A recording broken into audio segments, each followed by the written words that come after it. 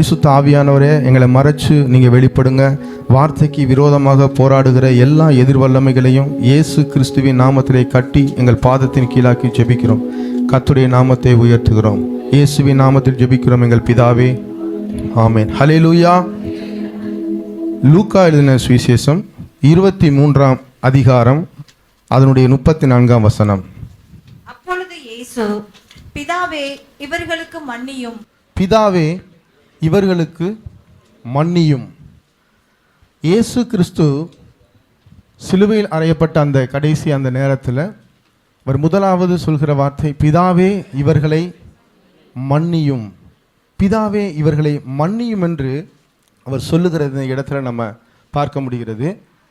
பாருங்க, ஒரு குரு அப்படின்னு சொல்கிறவங்க, ஒரு தலைவர் அப்படின்றவங்க எப்படி இருப்பாங்கன்னா, என்னை ஃபாலோ பண்ணுங்கன்னு சொல்லுவாங்க, என்னை போல் இருக்கணும் அப்படின்னு சொல்லுவாங்க.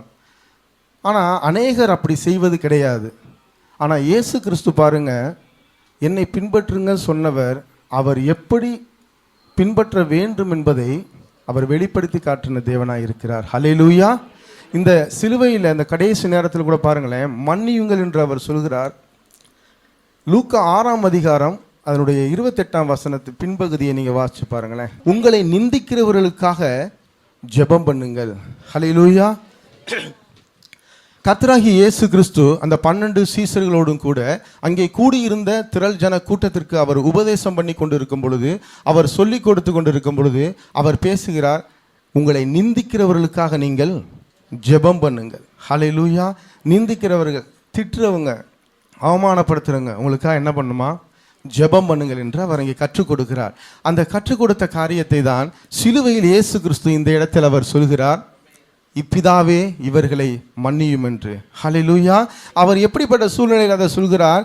இவர் மேலே காரி உமிழ்ந்தவர்கள், சாட்டையினால் அடித்தவர்கள், இவர் தேவனுடைய பிள்ளையாக இருந்தால் இறங்கி வரட்டும் சொன்ன அந்த நபர்கள், ஒரு வஸ்திரத்தை அதை பங்கு போட்ட அந்த நபர்கள், அங்கே கூடியிருந்த ஜனங்கள், அந்த போர் சேவகர்கள், இவர்களை எல்லாம் பார்த்து தான் அவர் சொல்கிறார், பிதாவே இவர்களை மன்னியுங்கள். இவங்க எல்லாம் அவ்வளவு அவமானப்படுத்தினாங்க ஆண்டவரை, அவ்வளவு வார்த்தை பேசினாங்க. அப்படி இருந்த ஆண்டவர் சொல்கிறார், பிதாவே இவர்களை மன்னியும் என்று. இயேசு கிறிஸ்து நமக்கு கற்றுக் கொடுக்கிறார், என்னை பின்பற்றுகிறவர் என்னை போல நடப்பான் என்று.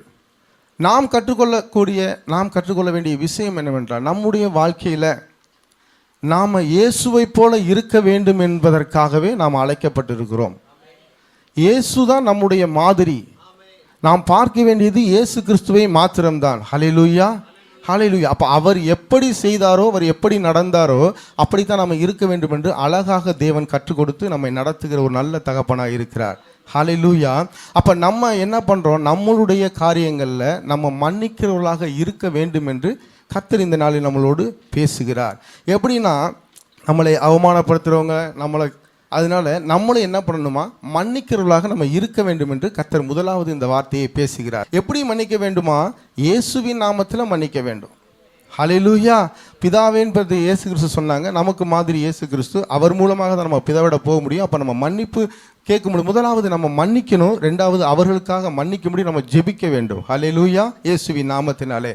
இன்னொன்று பாருங்கள், இயேசு கிறிஸ்துடைய காரியங்கள் அனைத்துமே பழைய ஏற்பாட்டு காலத்தில் முன்னறிவிக்கப்பட்டவை.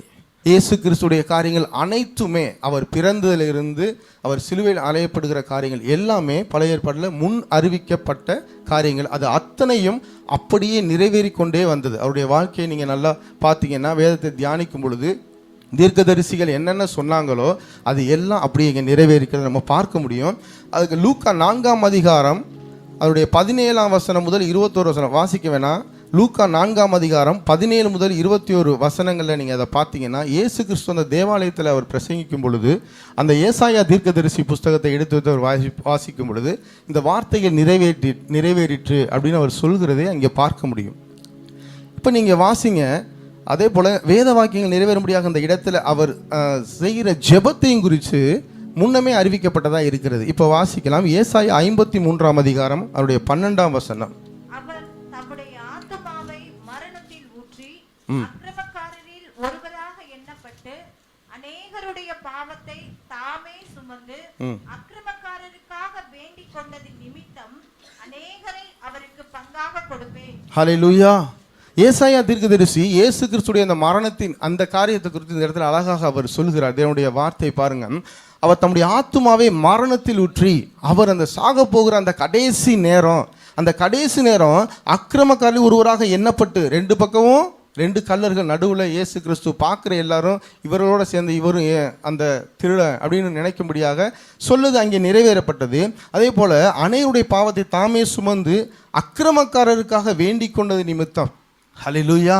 அந்த அக்கிரமக்காரர்கள் என்னை இப்படி எடுத்து போட்டாங்க, இப்படி பண்ணிட்டாங்க சொல்லி ஆண்டவர் அந்த இடத்துல யாரை எதுவும் சொல்லாமல், இது பிதாவின் சித்தம், இதை நான் நிறைவேற்ற வந்திருக்கிறேன்னு சொல்லிட்டு எந்த ஒரு மனிதனையும் அவர் எதுவும் சொல்லாமல், அடித்தவனை, அவமானப்படுத்தினவனை, பேசினவனை எதுவுமே பதில் எதுவும் அவங்கள சொல்லாமல் அவர் என்ன சொல்கிறாராம், இந்த தீர்க்கதரிசி சொன்னதுபடியே அவர்களுக்காக அவர் வேண்டிக் கொண்ட தேவனாக அவர் இருக்கிறார். பாருங்க, யோபுடைய அந்த அருமையான அந்த காரியத்தை நம்ம பார்க்க முடியும்.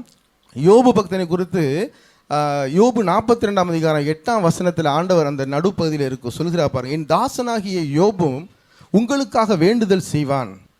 பிதாவாகிய தேவன் சொல்றாரு பாருங்க, பழைய ஏற்பாட்டு காலத்தில் என் தாசனாகிய யோபும் உங்களுக்காக வேண்டுதல் செய்வான் என்று. அப்ப யாருக்காக வேண்டுதல் செய்வான்? இந்த யோபு புஸ்தகம் 2 அதிகாரம் 11 முதல் 13 வரைக்கும் நீங்க பார்த்தீங்கன்னா அந்த நண்பர்கள் யாரு, அவங்க எங்கேருந்து வந்தாங்க, இதெல்லாமே அவருக்கு நம்ம தெரிந்த காரியங்கள் தான். இப்போ அவர்களுக்காக வேண்டுதல் செய்வார்னு சொல்லி ஆண்டவர் சொல்கிறாங்க. அதுக்கு முன்னாடி நடந்த எல்லா நிகழ்ச்சிகளும் நீங்கள் அறிந்தவைகளே. யோபு புஸ்தகத்தை நீங்கள் பார்த்துருப்பீங்க. அதில் நல்ல அழகாக இருக்கும். அவங்க இரவும் பகலும் 7 நாள் அவரோட தரையில் உட்காந்துருப்பாங்களாம். இவருடைய துக்கம் மகா பெரிய துக்கம் அப்படின்னு சொல்லிட்டு அந்த நண்பர்கள் நல்ல நண்பர்களில் ஆரம்பம் அப்படி தான் இருக்கும். ஹல்லேலூயா. நம்முடைய நிலைமையை பார்த்து, நம்முடைய இருக்கிற சூழ்நிலையை பார்த்து அப்படியே ஆட்சி தேற்ற மாதிரி பேசுகிற ஜனக்கூட்டங்கள், உறவினர்கள், நண்பர்கள் இப்பயும் இருக்க தான் செய்கிறாங்க. ஆனால் ஆண்டவர் சொல்கிறார், அப்படி உங்களை ஆட்சி தேட்டி பேசுகிற மாதிரி உங்களை மனசு கஷ்டப்படுத்திட்டு போனாலும் நான் மன்னிச்சது போல் நீங்களும் மன்னிங்கன்னு சொல்லி. ஹல்லேலூயா. அப்போ பாருங்கள், 7 நாள் அவரோட அப்படியே ஒன்றும் பேசாமல் அமைதி அப்படியே உட்காந்துருக்குறாங்களாம். அவ்வளவு துக்கம், அவ்வளவு நேசிச்சிருக்கிறாங்க அவர் நண்பரை யோபுவை, அவ்வளவு நேசிச்சிருக்கிறாங்க பாருங்க. அப்படி இருக்கும்போது அதுக்கு அடுத்த வசனம் நீங்கள் பார்க்கும்பொழுது யோபு பேச ஆரம்பிப்பார். இப்படிலாம் வரிசையாக போகும். அப்போ என்ன பண்ணுறாங்க, வரிசையாக அவங்க நண்பர்கள்லாம் பேச ஆரம்பிக்கிறாங்க. அப்புறம் இவரை குற்றப்படுத்தும்படியாக காரியங்கள் எல்லாம் அவர் வரிசையாக அவர் நண்பர்கள் எல்லாம் சொல்கிறாங்க. நீ இப்படி இருந்திருக்கலாம், நீ அப்படி பண்ணிருக்கலாம், ஒருவேளை அதனால் இப்படி வந்திருக்கோம், அதெல்லாம் நம்ம அறிந்த காரியங்கள் தான். அப்படியெல்லாம் குற்றப்படுத்தின அந்த நண்பர்கள் அது அழகாக யோபு 30 அதிகாரம் 9 அவர் ஒரு வார்த்தை அழகாக சொல்லுவா பாருங்க, நான் அவர்களுக்கு பாட்டும் பழமொழியும் ஆனேன். ஹல்லேலூயா. அவங்களுக்கு பாட்டும் பழமொழியுமா பாருங்கள். நிறைய பேர் அப்படியே ஒரு இதை சொல்லுவாங்களே, ஒரு பழமொழியை சொல்லி அப்படி அந்த நம்ம இருக்கிற சூழ்நிலைக்கு ஏற்ற மாதிரி சொல்லுவாங்களே, உப்பு தின்னவன் தண்ணி கொடுப்பேன், நீ பாஸ்ட் அடிக்கடி இது சொல்லுவாங்க, அது டக்குன்னு ஞாபகம் வருது. அந்த மாதிரி ஒரு குற்றத்தை அப்படி சொல்லி, அப்படி இருந்த யோபு பாருங்க, அவர்களை மன்னிக்கும்படியாக அவன் ஜெபித்தான். ஹல்லேலூயா. ஹல்லேலூயா. அவன் ஜெபிப்பான் என்று தேவன் அறிந்திருக்கிறார் பாருங்க. யோபு 42 அதிகாரம் 10 பாருங்களேன், அதை மட்டும் வாசிங்க. யோபு தன் சிநேகிதருக்காக வேண்டுதல் செய்த போது கர்த்தர் அவன் சிறையிருப்பை மாற்றினார். போதும். ஹல்லேலூயா. ஹல்லேலூயா. இந்த நாளில் கூட தேவன் அழகாக நமக்கு சொல்லுகிறார், அவனுடைய சிறையிருப்பு மாறிடுச்சான். எப்போ அவனை நிந்தித்தவர்களே, அவனை அவமானப்படுத்தினவர்களே, அவனை குற்றப்படுத்தினவர்களே, அந்த மனிதர்களுக்காக, அந்த நபர்களுக்காக அவன் பிதாவிடம் வேண்டும் பொழுது அவனுடைய சிறையிருப்பு மாற்றப்பட்டு இருக்கிறது. இந்த நாளில் கூட தேவனுடைய வார்த்தையை கேட்டுக்கொண்டிருக்கிற அன்பான தேவனுடைய பிள்ளைகளே, உங்களுடைய வாழ்க்கையில் இருக்கிற சிறையிருப்பு மாற வேண்டும் என்றால், நீங்கள் இன்னும் யாரார மன்னிக்காம கடின இருதயத்தோடு இருக்கிறீங்களோ, இன்னும் யாரார நான் நேசிக்க மாட்டேன்னு வெறுத்து இருக்கிறீங்களோ, இன்னும் யாரார் மேலே இன்னும் நான் பகை வைத்திருப்பேன், விரோதம் வைத்திருப்பேன் சொல்லி வைராக்கியம் கொண்டு இருக்கிறீங்களோ, அதையெல்லாம் விட்டு விட்டு இயேசு மன்னித்தது போல நீங்களும் மன்னித்தீர்கள் என்றால் உங்களுடைய சிறையிருப்பு மாறும் என்று கர்த்தர் இந்த நாளில் பேசுகிறார். கரங்களை தட்டி கர்த்தரின் நாமத்தை மேம்படுத்துவோமா? ஹல்லேலூயா. ஹல்லேலூயா. யோசேப்புடைய காரியங்களை நாம் அறிந்ததே. யோசேப்பை நம்ம தெரியும். ஆதியாகமம் 50 அந்த கடைசி அதிகாரத்தில் 15 முதல் 21 பார்த்தீங்கன்னா அவர் மன்னித்து ஏற்றுக்கொண்டதை பார்க்க முடியும். யாக்கோபு இறந்து போனோன்னா ஒரு சகோதரர்கள் எல்லாமே என்ன பண்ணுவாங்க, அவங்களுக்குள்ளே பேசி அப்பா இறந்து போயிட்டாங்க, இனி அவன் நம்மளை ஏதாவது பண்ணிடுவான், நம்ம பண்ண காரியத்தை நினச்சி, ஏன்னா அவன் தான் தூக்கி குழியில் போட்டாங்க, விற்று போட்டாங்க, இது எல்லாமே தெரிந்த காரியங்கள் தான். அந்த இது உங்கள் இதயத்துக்குள்ளே இருக்குது பாருங்கள்.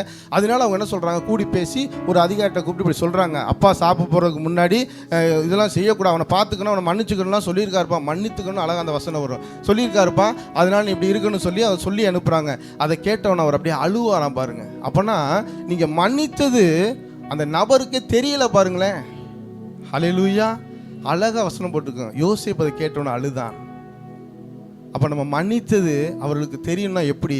அவங்க இந்த மாதிரி அவங்கள்ட்ட சொல்லி பழைய கதையை அது வந்து அப்படி சொன்னாங்க, அது செய்யாமல் டைரெக்டாக வந்து அவங்களே சொல்லணும், நான் இவ்வளவு பாவம் பண்ணேன், இவ்வளவு தப்பு பண்ணேன், இவ்வளவு துரோகம் பண்ணேன், என்னை மன்னிச்சிட்டீங்களே, உண்மையிலே இயேசு உங்களோட இருக்கிறாங்க, இயேசுவோட பிள்ளை தாங்க நீங்கள் இவ்வளவு சொல்லும்படியாக நம்முடைய வாழ்க்கை இருக்க வேண்டும். பாருங்க, நம்ம என்ன பண்ணணும், பக்கத்துக்குள்ள பார்த்து இப்போ சொல்லுங்க, மன்னிங்க, அவர்களுக்காக ஜெபிங்க. மறுபடியும் சொல்லுங்க, மன்னிங்க, அவர்களுக்காக ஜெபிங்க. அந்த அவர்கள் யார் என்று அவர்களுக்கே தெரியும். இந்த நாட்கள்ல, நடைமுறை நாட்கள்ல பாருங்க, எத்தனையோ காரியங்கள் மன்னிக்காம இருக்கிறதுனால எவ்வளவு பிரச்சனைகள் பாருங்களேன். ஒரு சொத்துக்காக, ஒரு தோப்புக்காக, ஒரு வீட்டுக்காக, ஒரு கம்பெனிக்காக, இடத்துக்காக, வயலுக்காக விட்டு கொடுக்க முடியல, மன்னிக்க முடியல. சொந்த சகோதரன், சொந்த சகோதரி பெற்ற தாய் மேலே கேஸ் போடுறாங்க, வழக்கு போடுறாங்க, இவங்க அவங்க மேலே, அவங்க இவங்க மேலே வழக்கு போட்டு கோர்ட்டுக்கு, போலீஸ் ஸ்டேஷனுக்கு அலைந்து கொண்டு இருக்கிறாங்க. பாருங்க, தன்னுடைய கூட பிறந்த நபர் தானே, தன்னுடைய சகோதர சகோதரி தானே, நம்ம பெற்றவங்க தானே, நம்மகிட்ட மொத்தமாக அவன் வாங்கிட்டான். நமக்கு தெரியும் 100க்கு 100 அவங்க பொய்யா சொல்லி தான் என்கிட்ட இருந்து அவங்க அபகரிக்கிறாங்கன்னு 100க்கு 100 நமக்கு நல்லா தெரியும். ஆனாலும் தேவன் இந்த நாளில் சொல்கிறார், நீ விட்டு கொடு, நீ மன்னி, அவர்களுக்காக ஜெபி என்று. நீங்கள் மன்னித்து அதை நீங்கள் விட்டு கொடுக்கும் பொழுது கர்த்தர் இரட்டத்தனையாய் ஆசீர்வதித்து அவர்கள் கண்களுக்கு முன்பாக உங்களை மேன்மைப்படுத்த அவர் வல்லமையுள்ளவராய் இருக்கிறேன் என்று கர்த்தர் பேசுகிறார். ஹல்லேலூயா, ஹல்லேலூயா. அந்த கடின இருதயம் மாற வேண்டும், இயேசுவை போல மாற வேண்டும் என்பதற்காக தான் இயேசு சிலுவையிலே அறையப்பட்டார். மன்னியுங்கள், அவர்களுக்காக ஜெபியுங்கள். பாருங்க, அந்த ராஜா வருகிறார் ஓசன்னான்னு சொல்லி ஆடிப்பான், அவ்வளவு கூட்டம், அவ்வளவு திரளான கூட்டம். 50 பேர் என்ன நினைச்சு வந்தாங்க? அப்ப இருந்த ரோம பேரசுடைய அந்த நெருக்கங்கள், அவ்வளவு பிரச்சனைகள், ஜனங்களுக்கு நிம்மதியா இருக்க முடியல, யூத ஜனத்துக்கு அவ்வளவு ப்ராப்ளங்கள். அதுல இருந்து நம்ம ரசிச்சுடுவாரு, அவனை அடிச்சு தூக்கி போட்டு இவர் போய் மேல உட்கார்ந்துருவாரு. பார்வை ஃபுல்லா உலகத்து மேல, பார்வை ஃபுல்லா இங்க இருக்கிற காரியங்க மேல, இங்க இருக்கிற தன்னுடைய காரியத்துக்காக, வீடு வாசல் நிலம், இதையே பார்த்து பார்த்து. ஹல்லேலூயா. வேதம் சொல்லுகிறது, கீழானவைகள் அல்ல மேலானவைகளை நோக்கி பாருங்கள். ஹல்லேலூயா, ஹல்லேலூயா. அப்ப பாருங்க, அந்த ஒரு நல்ல இருதயம் நமக்கு இருக்க வேண்டும். மன்னிக்கின்ற இருதயம் இருந்துச்சுன்னா யாரும் இன்னைக்கு சொத்துக்கு சண்டை போட்டுக்கிட்டு போய் கோர்ட்டில் நிற்க மாட்டாங்க. அதுக்காக போய் ஆண்டவர்கிட்ட முழங்கப்பட்டு எனக்கு நீங்க கொடுத்தே ஆகணும், நீ மன்னின்னு ஆண்டவர் சொல்லி இருக்கிறாரு. மன்னின்னு சொல்லியிருக்கும் பொழுது அவர்கிட்ட போய் இல்லை எனக்கு அவர்கிட்டே சொல்றது 100க்கு 100 எனக்கு வர வேண்டியதுன்னு உங்களுக்கு தெரியும். அப்படி இருந்து என்னை ஏமாத்துறாங்க, ஆண்டவர் எனக்கு கொடுங்க, ஆண்டவர் மன்னிங்கன்னு ஆண்டவர் நீங்க சொல்கிறார். நீங்க மன்னிச்சு பாருங்க, நீங்க இழந்து போனதுக்கு பதிலாக அவர் ரெட்டத்தனையா கொடுத்து நடத்த வல்லமுள்ள தேவனாவர் இருக்கிறார். ஹல்லேலூயா. அப்போஸ்தலனாகிய பேதுருவை பாருங்களேன், 3ஆம் அதிகாரத்தில், அப்போஸ்தலர் நடவடிக்கைகள் 3ஆம் அதிகாரம் 17ஆம் வசனத்தில் பாருங்க, வாசிக்க வேண்டாம், டைம் ஆகிட்டே இருக்கு. ஹல்லேலூயா. பாருங்க, அந்த இடத்துல, அந்த எருசலேமில் இயேசு கிறிஸ்துவை அவமானப்படுத்தி சிலுவையில் அறைய கொண்டு போனப்பட அதே இடத்துல, அதே கூட்டத்துக்குள்ளே போய் அந்த இடத்துல ஆண்டவருடைய நாமம் மகிமைப்படும்படியாக யோவானும் பேதுருவும் போய் அந்த அந்த காரியம் நீங்கள் அந்த அதிகாரத்தை பார்க்கும்போது தெரியும், ஒரு சுகத்தை உண்டாக்குவாங்க, அதனால அவருக்கு ப்ராப்ளம் வரும். அப்போ போய் பேசுகிறாங்க. அப்போ பாருங்கள், எடுக்கும்போது நான் முடிச்சினேன் பாஸ்டர். அப்போ பார்த்தீங்கன்னா அந்த இடத்துலையும் பாருங்களேன், அவர் என்னுடைய குருவை, என்னுடைய தலைவரை அடித்து அவமானப்படுத்த இந்த ஜனங்கள் மத்தியில் நான் போய் எப்படி நான் இயேசுவை பற்றி பேசுவேன்? அந்த பகுதிக்கு நான் போக மாட்டேன், சொல்லாதீங்க. ஹல்லேலூயா. அவர் மன்னிச்சதுனால தான் அதே இடத்துல போய் நின்று ஆண்டவர் நாமத்தை மகிமைப்படுத்துகிறார். அங்கே இருக்கிற ஜனங்கள் ஆண்டவரை ஏற்றுக்கொள்கிறார் என்று பார்க்க முடியும். கடகடன்னு பேசிட்டு நான் ஓடிடுறேன். ஹல்லேலூயா. மத்தேயு சுவிசேஷம் 18ஆம் அதிகாரம் 24-34 வரைக்கும் நீங்கள் பார்த்தீங்கன்னா அதில் 14,000 தாலந்து கடன்பட்டவருடைய நிலைமை அங்கே வாசிக்க முடியும். அப்போ பார்த்தீங்கன்னா அப்புறம் மன்னிக்கப்பட்ட அவன் பாருங்களேன், இன்னொருத்தனுக்கு என்ன பண்ணுறானா, கழுத்தை துண்டை போட்டு நெருக்கிறானா, அழகாக எழுதிருக்க நெருக்கிறானா, அதை நீ எனக்கு கொடுத்தே ஆகணும்னு கட்டாயப்படுத்துறானா. யாரு? இந்த மன்னிக்கப்பட்டவன். ஹல்லேலூயா, ஹல்லேலூயா. பாருங்க, இந்த ரட்சிக்கப்பட்டவன், இரக்கத்தை பெற்றவன், ஆண்டவரிலிருந்து மன்னிப்பை பெற்று நித்திய ஜீவனை பெற்றவன் எப்படி இருக்கிறானா, அடுத்தவன் கொடுக்க இந்த கொஞ்சம் ரூபாய்க்கு கழுத்தில் துண்டை போட்டு இழுத்து அவன் பண்றானா. அதனால நீங்க மன்னிக்க வேண்டும் என்று கர்த்தர் சொல்கிறார். லூக்கா சுவிசேஷம் 6ஆம் அதிகாரம் 47-49 வசனம் நீங்க பார்க்கும் பொழுது, கிறிஸ்துவோடு நாம் கட்டப்பட வேண்டும், அப்படிதான் இருக்கணும் என்று ஆண்டவர் சொல்கிறார். அந்த வசனம் பாருங்களேன், லூக்கா 6ஆம் அதிகாரம் 47, அதை மட்டும் வாசிங்களேன்.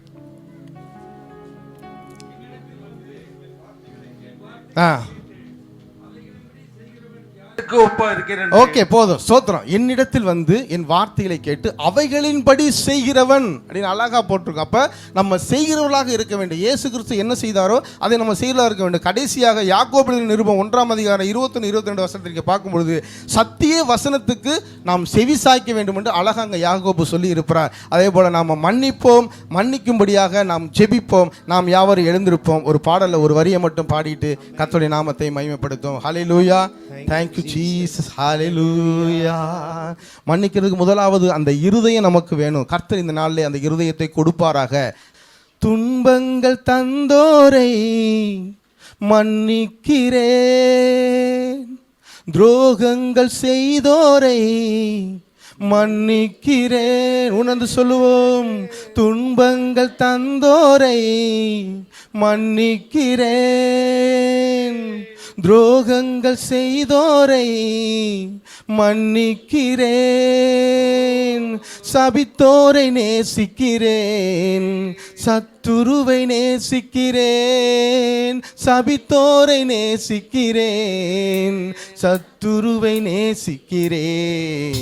மன்னியுங்கள் என்று சொன்னவரே மன்னிக்கும் இதயம் தாரும், மன்னியுங்கள் என்று சொன்னவரே மன்னிக்கும் இதயம் தாரும், மன்னிக்கும் இதயம் தாரும், மன்னிக்கும் இதயம் தாரும்.